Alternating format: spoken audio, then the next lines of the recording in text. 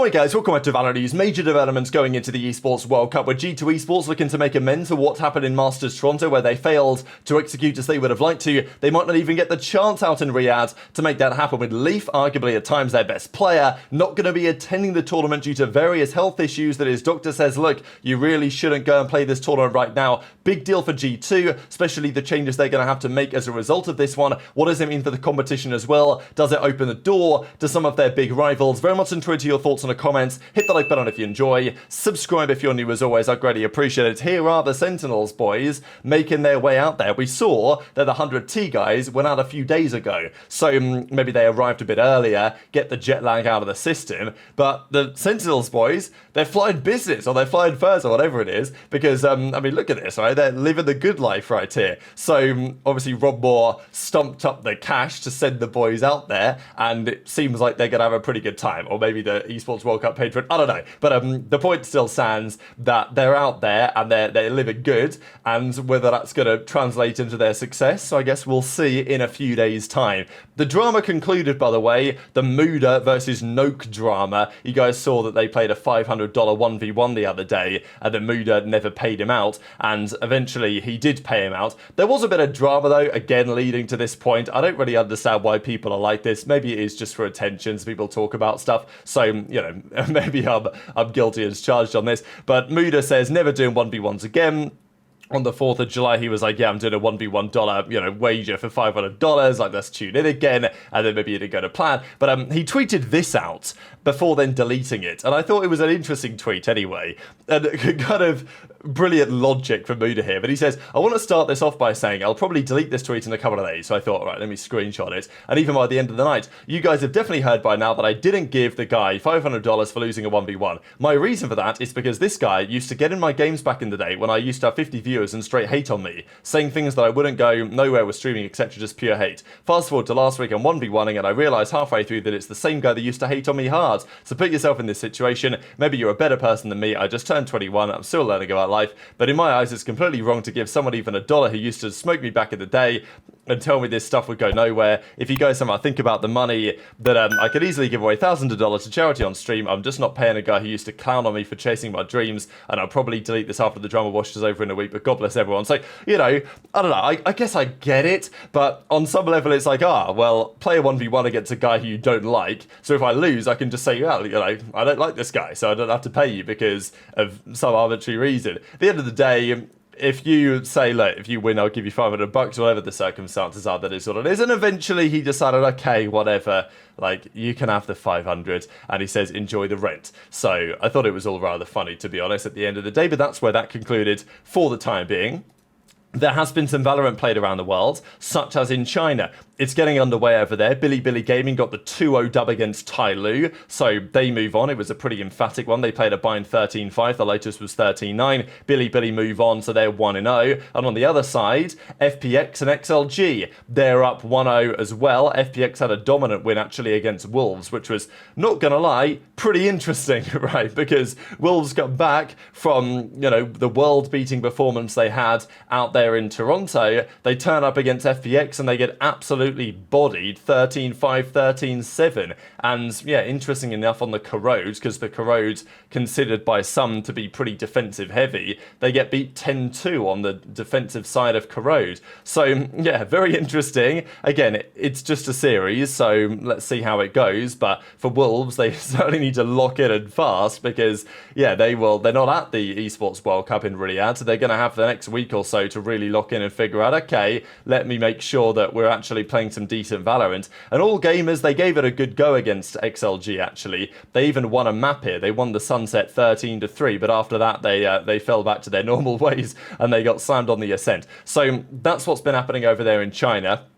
This was an interesting tournament. So there's a Tixina and Sassy Invitational going down. Liv were playing Furia. Liv actually got the win in this. They got a 2-0 win against Furia yesterday. It was a 13-8, 13-7. So Liv get the dub there. Still kind of feel for Demon 1 in a way, because he's just stuck doing nothing right now. Maybe he'll be back stronger next year. But the other storyline from this tournament was around 2G. We know that if you've been keeping an eye on 2G's scrimbucks in recent weeks, it started to look a little bit better and better for them. They seem to be making some good progress. And, well, we've seen a little bit of that, I think, here at this tournament. They didn't quite make the run that they would have liked to, but I think 2G are just a little bit of a team to watch. When the Americas gets back underway in a few days' time, after the World Cup, just keep an eye on 2Game and whether they can do something, because Spike has been delivering some numbers. They actually beat Lev here 15-13 in a best of one. There was also talk about this because, you know, well, there was this tweet here. Just remember, Demon 1 was the problem, looking at Lev's record not being very good, which is maybe fair, and they did eventually beat Crew, so that was something. But still, I mean, you can look at this record and say maybe Lev have made some difficult and maybe incorrect decisions in recent times. But this was that tournament. So 2G beat Lev 13-15, as we saw. Furia then beat Crew 13-7. Furia then beat Lev 13-11. Crew then beat 2G. Lev then beat Crew. And then 2G beat Furia 14-12. So again, 2G, they played another, and this time Spike went 13-24, so he actually got carried this map.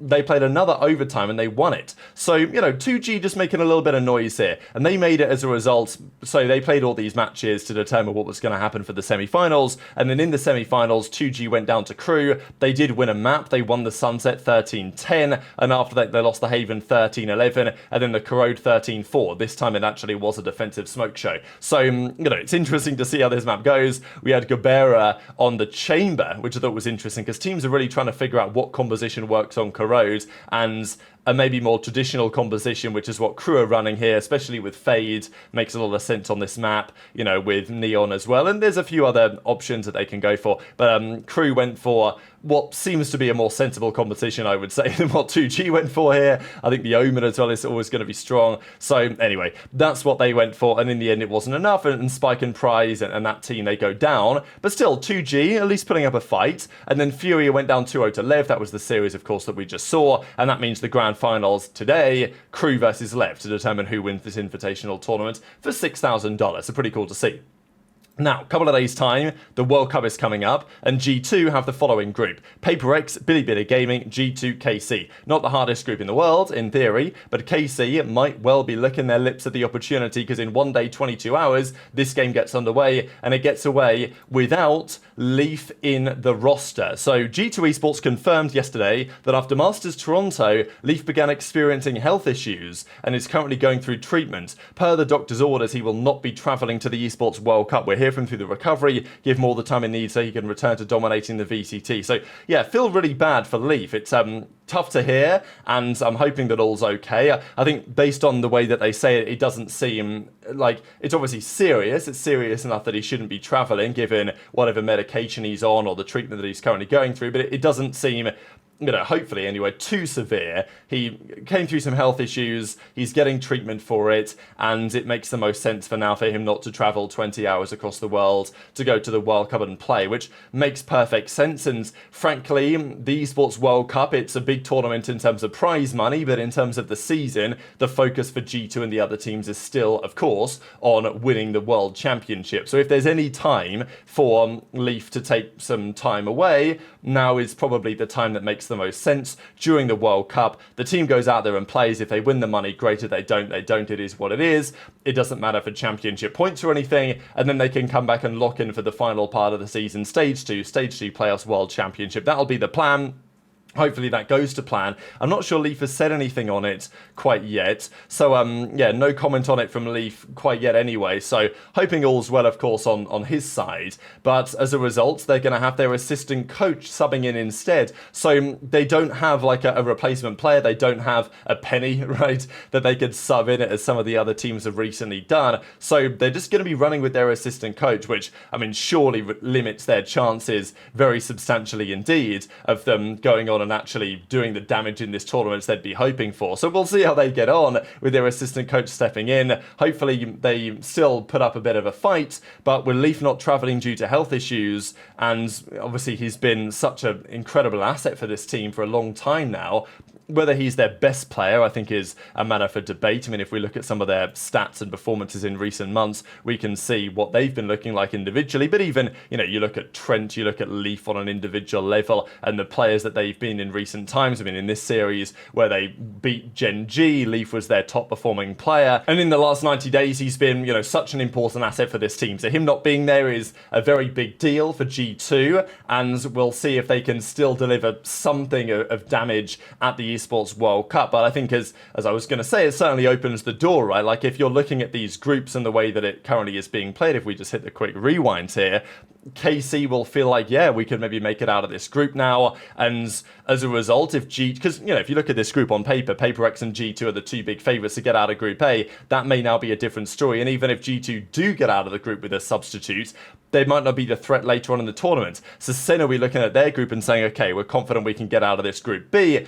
And then if the G2 threat isn't there as much, it might open the door for some of these other teams. But the reality is, if you're 100T, if you're NRG, if you're any of these other teams that might be happy that G2 are not going to be at full strength, you've still got to get out of what might be a very, very challenging group indeed. So very much intrigued to your thoughts on all of this stuff in the comment section below. Hit the like button if you enjoyed, subscribe if you're new, take care, and I'll see you next time.